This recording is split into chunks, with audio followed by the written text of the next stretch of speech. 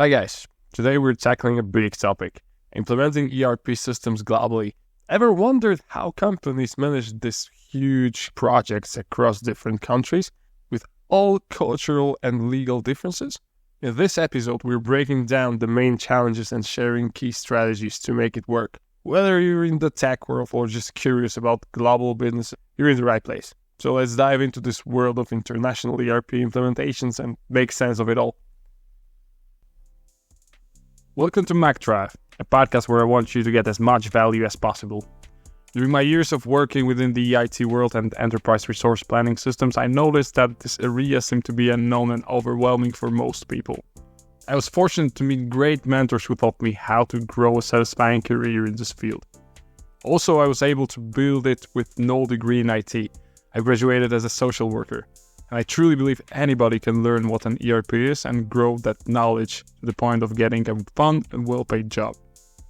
So, dial in if you want to get more understanding of what these systems bring to the business world, or you'd like to get more information on what possibilities and value this particular area of IT could bring to you.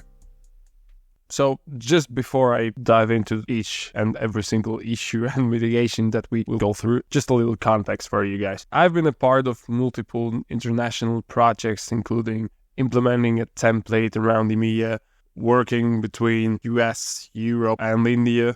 And what I've noticed was that some companies were doing better and moved really smooth. Doesn't matter which time zones we were talking about. And other companies, even if the projects were smaller and the distances were not that significant, still they had trouble to make the project work. And the only thing that was kind of stopping them was different language or different country. So what I'm doing here is just sharing what I've learned from the best PMs and what I actually saw. So the first point is regarding the cultural differences. And as everybody knows, different cultures have different varying business practice, work ethics, and communication styles even.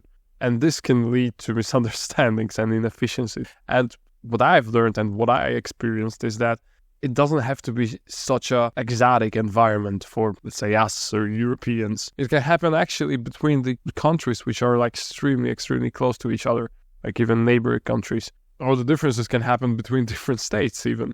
And the best thing and the best mitigation that I saw was involving local teams in the planning and implementation process. And even PMs were getting cultural training, the implementation team.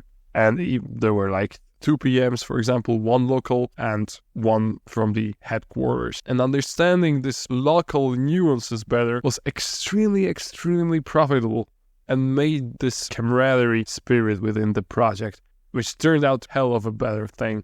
Because in the end of the day, people are working on the project. It doesn't matter if that's an IT part of the project or if that's a business part of a project or if that's the headquarters.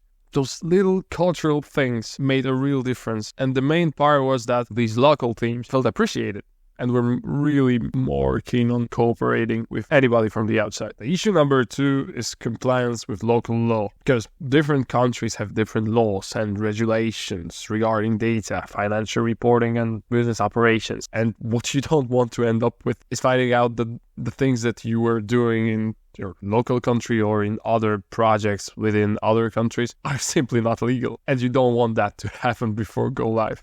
You want to know that before you even start working, right? So the mitigation that, again, I saw was working closely with legal and compliance experts to understand and adhere to local regulation. And a very popular practice is customizing the ERP system to meet these varying requirements. And basically, there are 2 options. You can do it by yourself, or you can work with a company, external one, third party, which specializes in these localization packages for a given country. And of course, each option has its pros and cons. But when you're selecting and cooperating with the third party, you get this guarantee that it's these guys' job to make sure that their customizations that you will install for this country instance of the ERP system has to be up to date. And even anything new comes up, those guys' job is to update the system to the new laws. Alright, point number 3, language barriers. And that's an elephant in the room, right? Because multilingual environments can lead to communication issues and misinterpretations and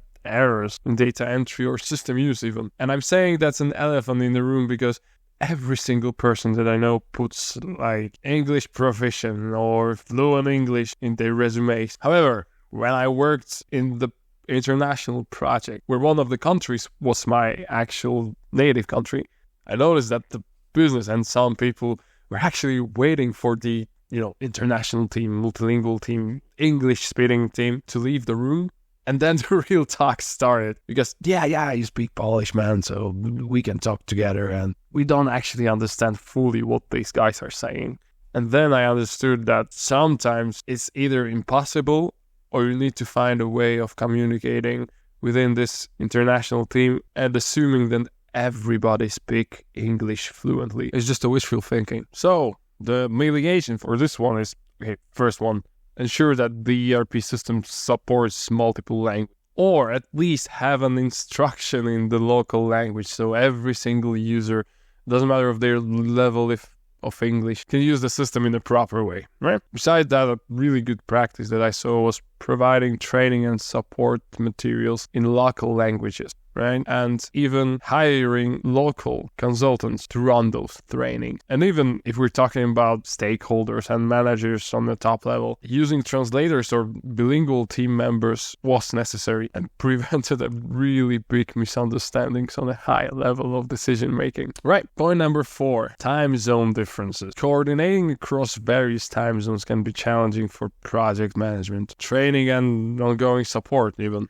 And when the mitigation seems to be quite obvious, if it's not set in stone or at least in a paper, the whole project might get into real trouble. So the solution that I'm talking about is, of course, scheduling meetings and deadlines considering all time zones and all the themes which are included in the project implementation.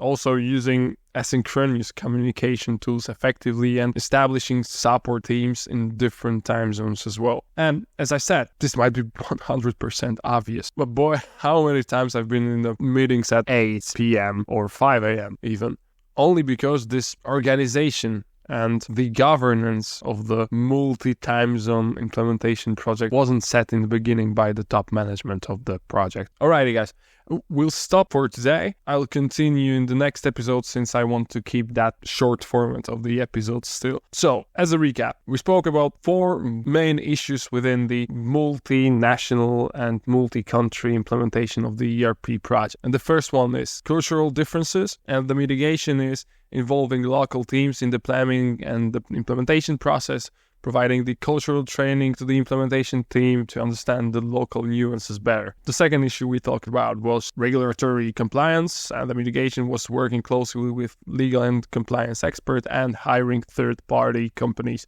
which are local as well. Issue number 3 was language barriers, and the mitigation was that ensuring the ERP system supports multiple languages, providing training and support materials in local languages, and if necessary, using translators or bilingual team members. Issue number 4 was time zone difference, and the mitigation, scheduling meetings and deadlines considering all time zones and set up the respect of these time zone differences in the project governance. Alright, as said, we'll continue with further issues and mitigations in the next episode. Thank you very much for joining, and as always, stay consistent guys. Peace.